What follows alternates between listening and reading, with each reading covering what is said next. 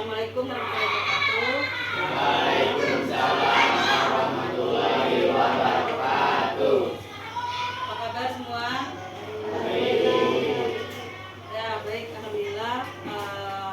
Pada pagi hari ini kita sehat-sehat semua ya. Berapa orang nggak hadir? Dua ya. Ini kenapa pada lesu? Tepuk semangat dulu ya. Tepuk semangat.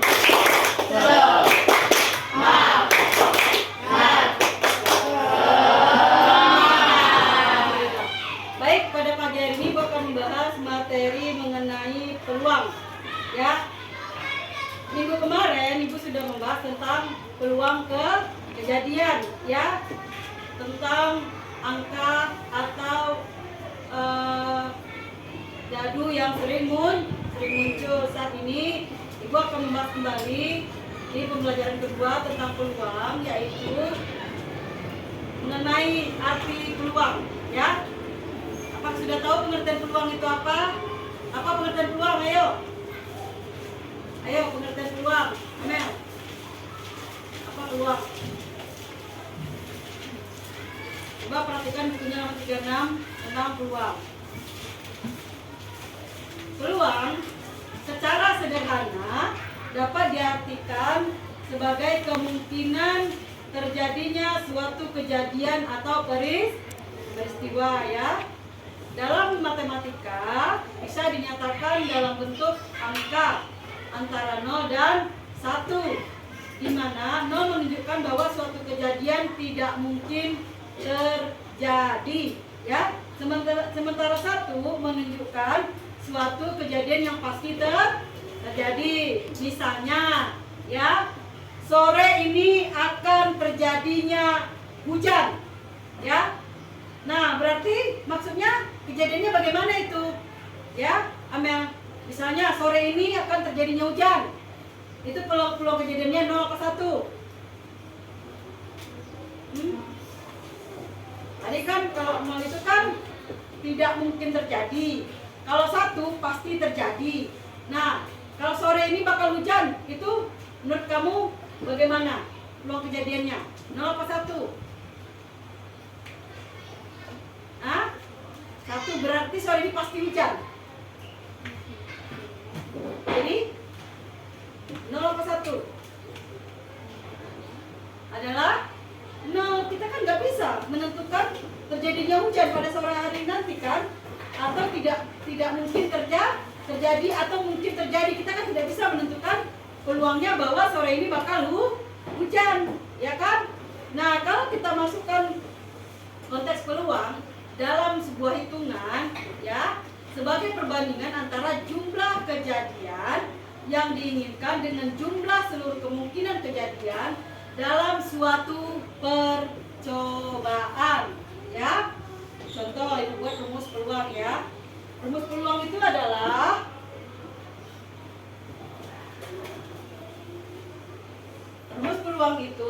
P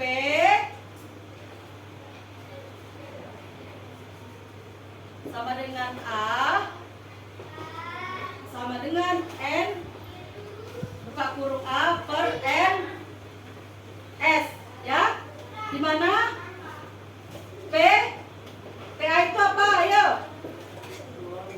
Peluang terjadinya kejadian A. Sementara NA itu apa? Ayo. Jumlah kemungkinan terjadi. Sementara NS apa? Jumlah seluruh ya.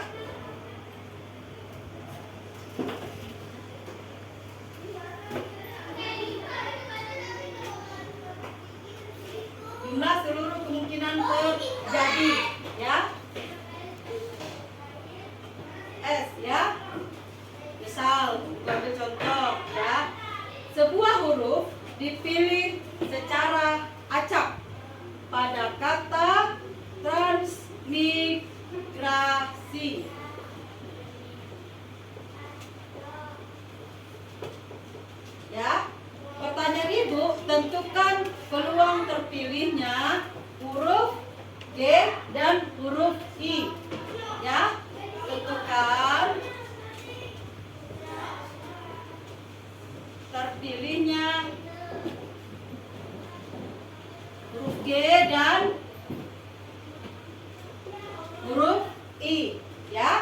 Nah, jika kita masukkan ke rumus peluang ini, ya, bisa kalian tentukan huruf G-nya dulu, ya. Huruf G-nya kita masukkan ke rumus P A sama dengan NA per NS. Kalian masukkan rumusnya, yaitu N sama dengan A-nya ada berapa? Satu kan? Huruf G. Ada berapa huruf G di sini? Coba lihat. Ada satu. Ini dia. Nah, kemudian kita buatkan satu NS ada berapa? Coba kalian hitung. Transmigrasi ada berapa? 1, 2, 3, 4, 5, 6, 7, 8, 9, 10, 11, 12. Berarti NS-nya 12. Nah, berarti coba kalian perhatikan. Jika kita masukkan ke rumus peluangnya, berarti yang huruf G-nya apa? Tadi peluang kejadiannya PA-nya sama dengan 1/12 ya. Nah, di sini kan ada dua soal dan huruf I. Nah, coba sekarang kalian cari ya, berapa peluang munculnya huruf I berdasarkan rumus yang Ibu sampaikan ya. Nah, nanti kalian buat di di buku tulis kalian. Ibu buka kelas 5 dulu nih. Nanti setelah Ibu kembali dari kelas 5, Ibu minta salah satu dari kalian ke depan untuk menjawab ya, berapa peluang terjadinya huruf I. Kemudian nanti silakan disederhanakan ya. Bisa Ibu tinggal kelasnya? Bisa, baik ke kelas 5 dulu ya.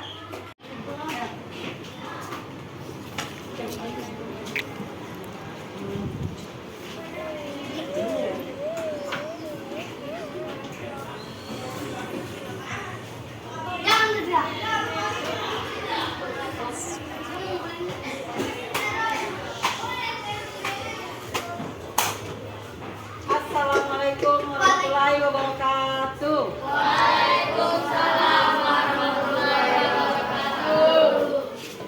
Nah, baik. Assalamualaikum warahmatullahi wabarakatuh.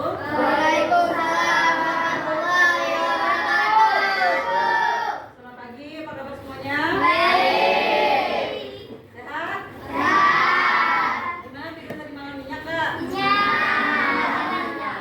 Berapa orang tidak hadir pada pagi hari ini? Dua. Dua ya. Nah, semoga yang tidak hadir besok bisa hadir ya. Amin. Baik, hari ini Ibu masuk ke kelas 5 karena menggantikan Ulfa yang lagi ada keperluan ya. Jadi untuk pembelajaran kali ini di pendidikan Pancasila, Ibu yang akan memberikan materi. Nah, informasi dari Bu Ulfa, materi yang ingin dipelajari pada pagi hari ini yaitu mengenal karakteristik wilayah ya. Nah, wilayah kita di Indonesia terdiri dari apa? Ayo.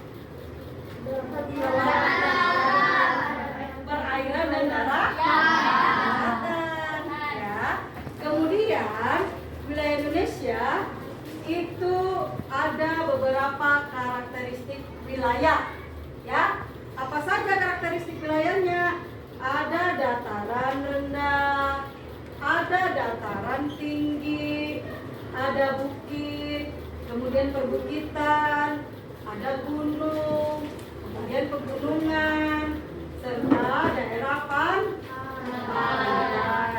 ya. Ibu akan bahas satu persatu ya.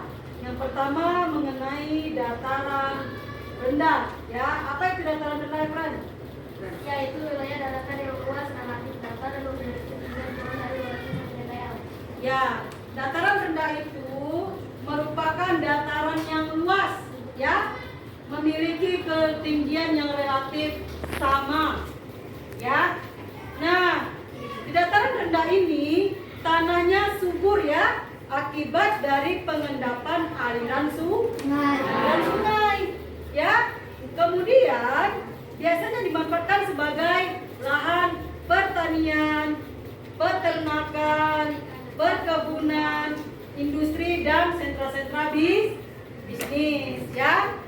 Kemudian wilayah Indonesia yang berupa dataran rendah itu ada pantai timur Sumatera, pantai bagian selatan Jawa serta pantai timur Kalimantan. Kemudian apalagi? Ada dataran tinggi. Apa itu dataran tinggi? Ayo. Yaitu wilayah dataran tinggi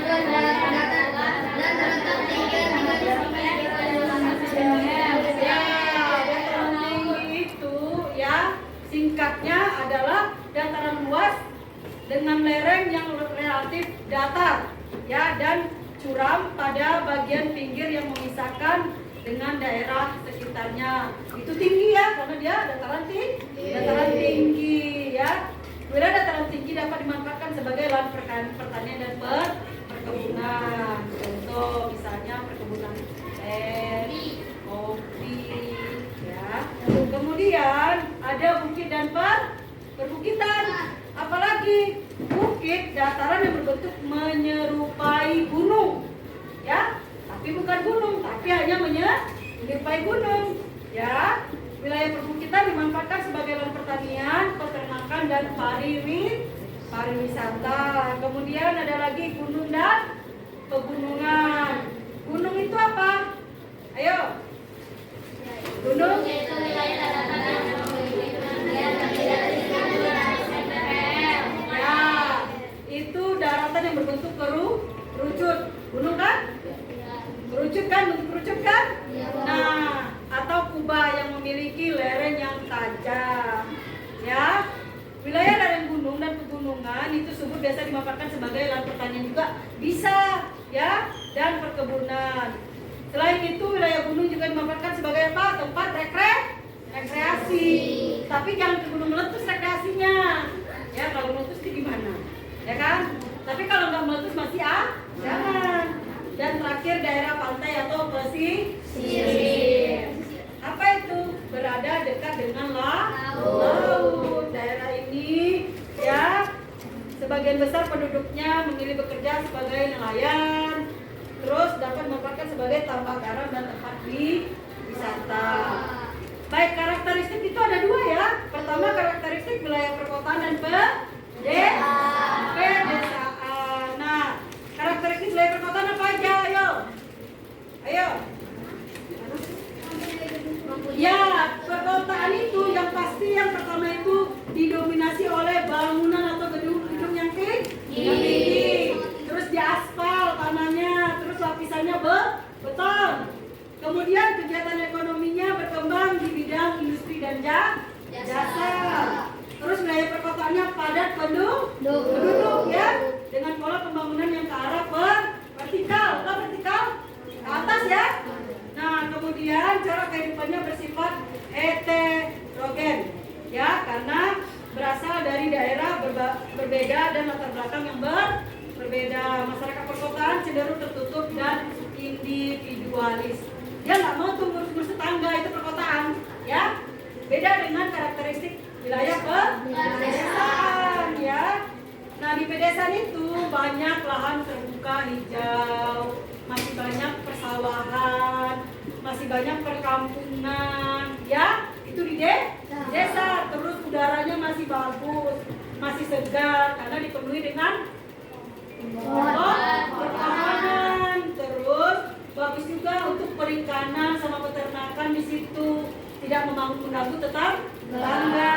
Kemudian corak kehidupannya bersifat homogen ya, memiliki latar belakang yang sama. Terakhir, mudah berbaur ya. Kalau di desa itu misalnya ada acara.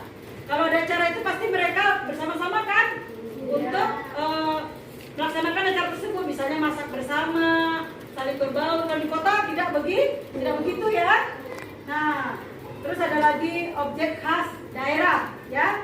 Setiap daerah memiliki objek khasnya masing-masing. Misalnya ada tugu, museum, jam, gedung maupun jembatan. Salah satu objek daerah yang ada di Indonesia yaitu yang pertama Tugu Monas, atau kalian sebut kenal dengan Monumen Nasional. Jakarta di kota apa? Monas di mana? Jakarta. Provinsi DKI Jakarta. Pusat kota Jakarta. Kemudian apa lagi? Gedung Sate. Yang Sate di mana? Bandung, Jawa Barat. Kemudian apa lagi? Itu Gedung Sate itu salah satu peninggalan Belanda ya, Hindia pemerintah di Hindia Belanda ya. Kemudian Candi Borobudur di mana? Terletak di Kabupaten Magelang, Provinsi Jawa Tengah ya. Kemudian ada lagi jembatan Ampera. Ampera di mana? Palembang.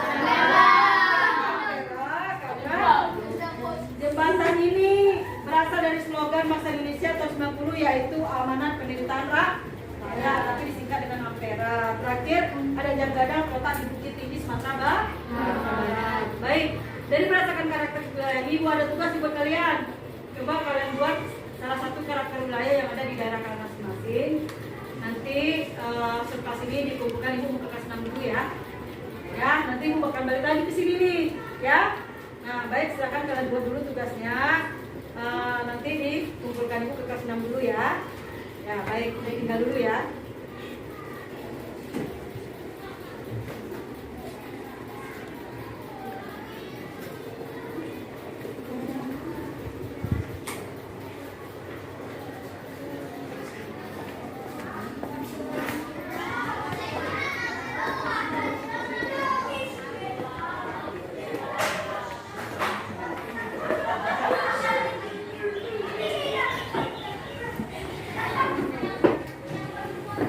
Nah, assalamualaikum. Gimana, ada selesai tadi tugasnya? Ayo, silakan siapa yang ke depan jawab soal dari ibu tadi. Silakan cepat. Ayo, Amel, silakan Amel.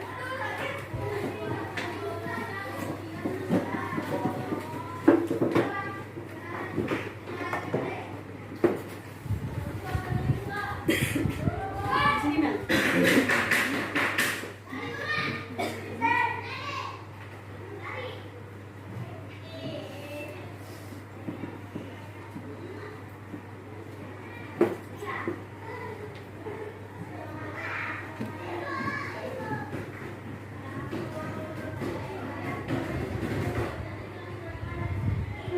Semua diperhatikan ya. Udah paham kan? Udah paham tentang peluang kejadian huruf I ya?